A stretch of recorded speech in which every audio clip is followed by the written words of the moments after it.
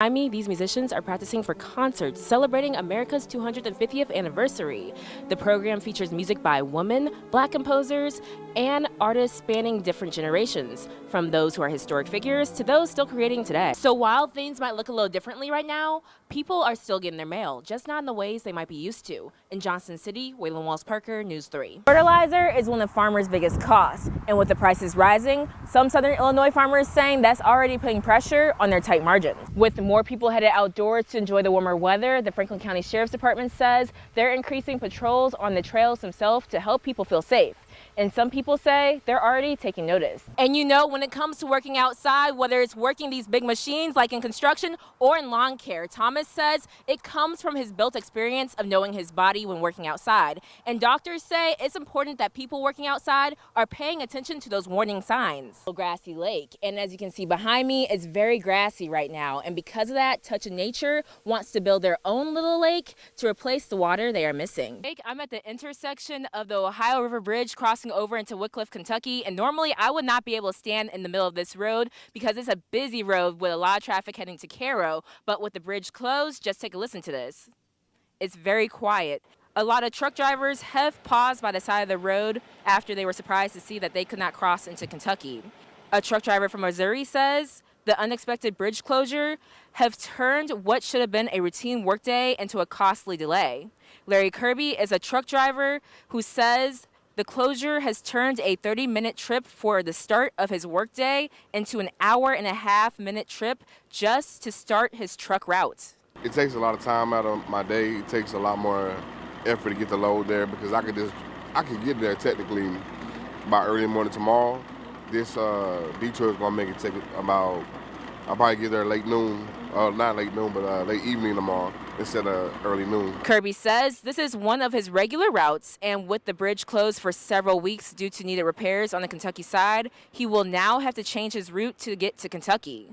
But also, local business owners are not excited to see this closure as well, saying it's hurting their business. I do rely a lot on traffic, road traffic, because I do have quite a bit of people that stop. I have people that maybe live over in Wickliffe and just come over here to eat.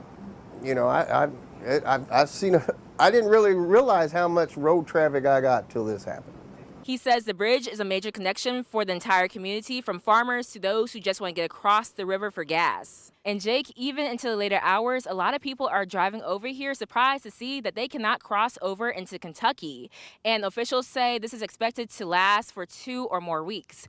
In Cairo, Waylin Parker, Heartland News. At some stores in Carbondale like this one, there are kiosks that allows people to turn their cell phones into cash. However, in this case, a phone was stolen. That owner tracked down their phone here, and police helped them recover it. I was very surprised to get it, that's for sure.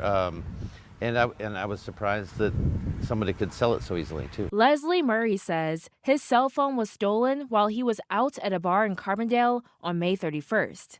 When he realized it was gone, he used the phone's tracking feature and was able to locate it at an Eco ATM kiosk inside a Kroger in Carbondale. Couldn't have been gone more than 10 to 20 minutes. After contacting the police and the company and filing a police report, Murray says police helped recover it by the next morning. They were actually pretty quick about it. The Carbondale police say these types of thefts and recoveries are not uncommon, although they say in Carbondale they have not seen an increase in these types of thefts. Seems like the way that it's set up, maybe they're trying to prevent crime, but it might also be, not necessarily working as intended. So electronic buyback kiosks allow users to trade and use phones for cash, but a local phone repair and resale business owner says those used devices still have value. I don't know what companies they might work for, but the parts are very expensive.